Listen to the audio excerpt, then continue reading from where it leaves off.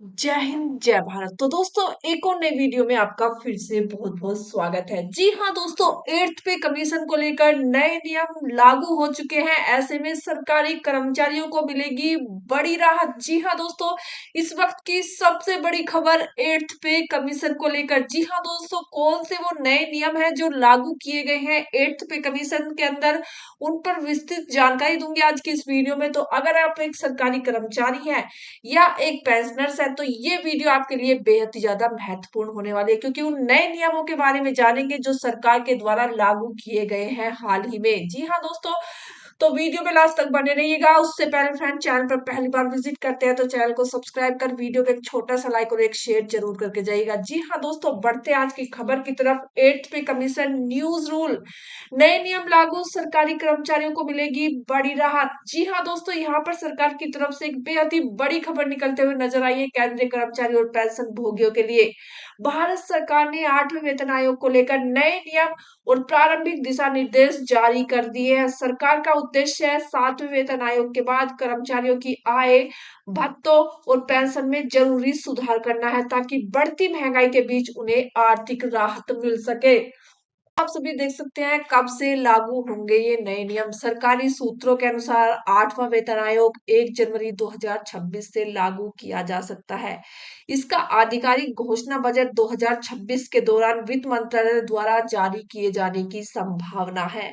आयोग की सिफारिश से लागू होने के बाद कर्मचारियों को वेतन में 25 से 30% तक की बढ़ोतरी हो सकती है। जी हाँ दोस्तों, ये बेहद ही बड़ी अपडेट आप सभी के लिए। साथ ही साथ जान लेते हैं कि 8वें वेतन आयोग के मुख्य बदलाव कौन कौन से हैं। सबसे पहला और सबसे बड़ा बदलाव, बेसिक पे स्ट्रक्चर में बड़ा सुधार। नए वेतन आयोग के तहत बेसिक पे मैट्रिक्स में बड़ा बदलाव किया जा सकता है। 7वें वेतन आयोग में फिटमेंट फैक्टर 2.57 था, जिसे बढ़ाकर 3.68 करने का प्रस्ताव है।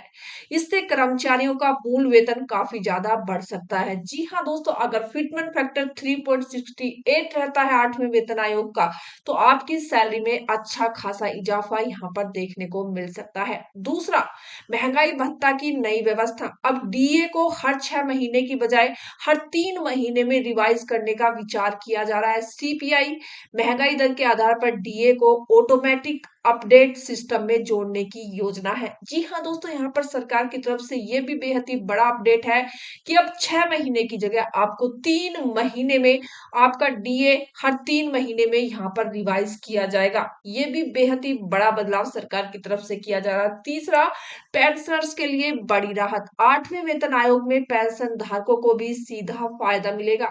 न्यूनतम पेंशन 12,000 से बढ़कर 18,000 रुपए करने की सिफारिश है। डीए बढ़ने के साथ पेंशन में स्वतः वृद्धि हो जाएगी।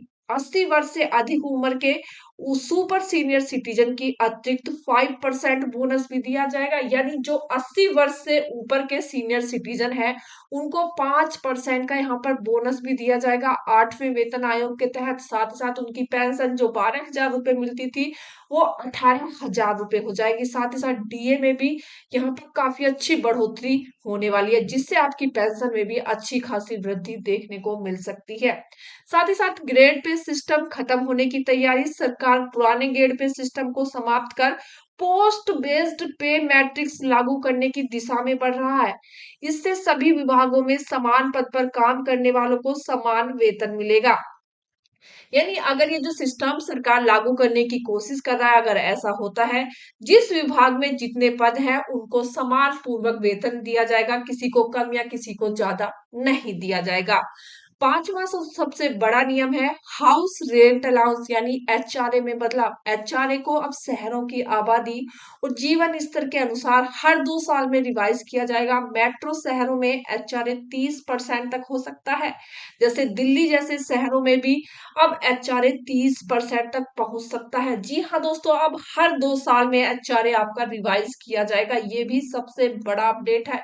छठा, प्रमोशन नियमों में बदलाव। अब प्रमोशन केवल सेवा अवधि पर नहीं, बल्कि प्रमोशन स्कोर और डिजिटल स्पोर्ट कार्ड पर आधारित होगा। इससे मेहनती कार्यकारी और जल्दी प्रमोशन का मौका मिलेगा। ये भी बेहद ही अच्छा यहाँ पर बदलाव सरकार करने जा रही है। सातवां, जो कि सबसे बड़ा बदलाव है, डिजिटल ट्रांसफॉर्मेशन का। इस बार पूरा वेतन ढांचा डिजिटल किया जाएगा। पे स्ट्रक्चर, अलाउंस और कैलकुलेशन के लिए सेंट्रल एम्प्लॉय डिजिटल डैशबोर्ड बनाया जाएगा, जिससे पारदर्शिता बढ़ेगी। जी हाँ दोस्तों, यहाँ पर सरकार अब डिजिटल ट्रांसफॉर्मेशन करेगी, यानी डिजिटल के जरिए ही आपकी सैलरी यहाँ पर डाली जाएगी। यानी अब सरकार काफी बड़े बड़े काम 8th पे कमीशन के अंदर करने वाली है।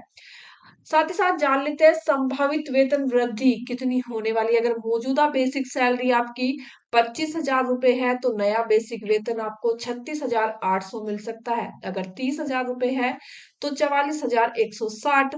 अगर 40,000 रुपए है तो 58,880। 50,000 रुपए है तो 73,600। इस तरह कर्मचारियों को हर महीने 10 से 20,000 तक का अतिरिक्त फायदा यहाँ पर मिलता हुआ नजर आएगा।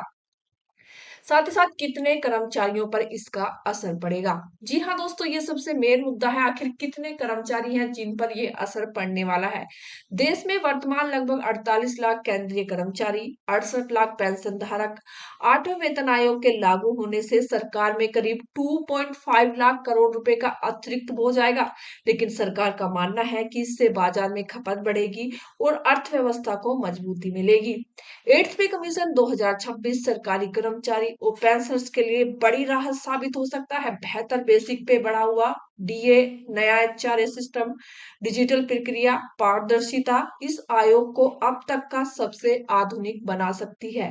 नए नियम लागू होने के बाद कर्मचारी की आमदनी और सुविधाओं में बड़ा सुधार देखने को मिल सकता है। जी हाँ दोस्तों, इन 7 बदलावों के चलते आपकी पे में बेहद ही अच्छा सुधार आपको देखने को मिल सकता है। जो ये 7 नए नियम लागू करने जा रही है सरकार, इन सभी नियमों में अगर देखा जाए तो एक महत्वपूर्ण मुद्दा छुपा हुआ है।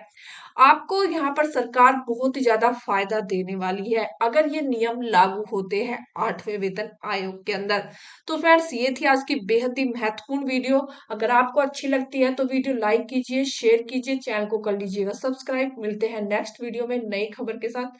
तब तक के लिए जय हिंद, जय भारत।